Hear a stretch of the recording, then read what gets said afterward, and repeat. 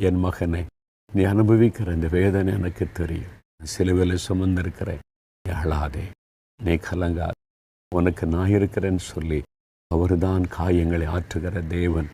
அவர் சொல்லுகிறார், உன் காயத்தை நான் ஆற்றுவேன் என்பதாக. தகப்பனே, இருதயத்தில் காயப்பட்டு இருதயத்தில் அழுது கொண்டு ராத்திரியிலே படுக்கையை கண்ணீரினால் நனைத்து கொண்டிருக்கிற இந்த பிள்ளைகளை பார்.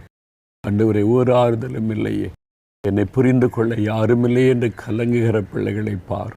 நீர் ஆண்டவரே காயங்களை ஆற்றுவேன் என்று வாக்கு கொடுத்து அவருடைய இருதயத்தில் இருக்கிற காயத்தை மாற்றுங்க, அந்த மனவேதனையை மாற்றுங்க, ஆறுதலினால் உள்ளத்தை நிரப்புங்க. இன்றைக்கோடு இப்பொழுது அந்த காயங்கள் நீங்கட்டும்.